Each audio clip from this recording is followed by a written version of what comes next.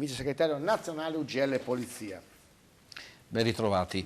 Ma se vi ricordate, quando è iniziato questo inverno, l'afflusso più grande che ha toccato i confini nostri, quindi Friuli Venezia Giulia, Alfano ha detto che avrebbe mandato degli uomini per la vigilanza. Io da qua dicevo che questa cosa non sarebbe avvenuta. Direttore, ci sono 70.000 profughi fermi ai confini con la Macedonia. Bene, sa come abbiamo potenziato i confini? Con una pattuglia e 3 coadiuvate insieme ai 3 militari che fanno parte del progetto Strade Sicure. E il problema è che questa pattuglia deve vigilare sui 3 confini internazionali, Rabuiese, Pese e Fernetti, e ci sono altri 10 valichi che non vengono controllati per nulla.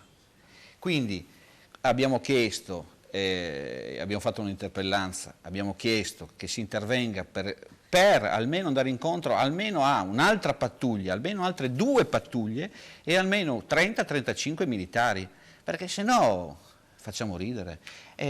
Questo è il problema. Dovevano essere vigilate queste frontiere, noi non siamo come i francesi. Ecco, questo è il problema. Noi non siamo come i francesi, ma purtroppo si vede, insomma. Si vede, sì, anche perché se poi tocchiamo qualcuno andiamo direttamente in galera, insomma, no? Abbiamo visto quel povero disgraziato che per legittima difesa ha ferito, ammazzato e ha dovuto risarcire il danno, figuriamoci.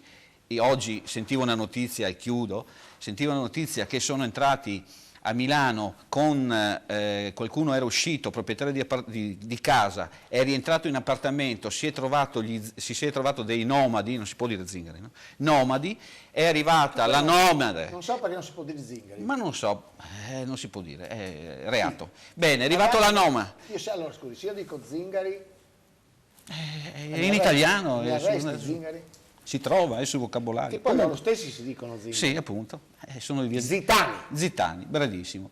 È arrivata la polizia per far sloggiare queste persone all'interno dell'appartamento, risultato che si è presentata la donna col bambino in mano, neonato, bloccato la polizia, ha detto arrivederci. Hanno occupato l'appartamento. Guardi, io non chiamo la polizia.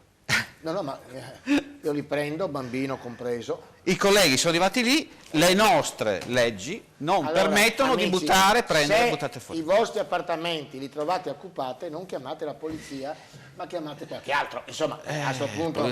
Nessuno delle forze dell'ordine comunque. E adesso con l'apertura... occupano casa mia, io vado fuori magari, no? Torno a casa e trovo un altro, chiamo la polizia, magari mi arriva la solita donna incinta e dice no, allora, sì. Cioè io ne sto fuori, sto dentro.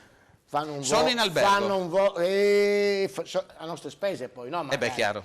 No, fanno un volo, guardi, ma un volo, sa? Volo d'angelo. Ma volo d'angelo. E c'è da avere paura adesso di riaprire gli appartamenti al mare?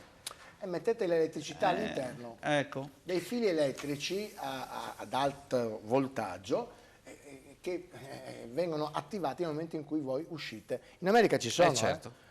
Li può prendere tramite Amazon. Ecco. O Amazon meglio. Certo. Possiamo fare gli auguri a tutti i papà, anche quelli che sono volati in cielo da tanti anni come il mio. Faccia. Ecco, questo volevo dire. L'ha fatto.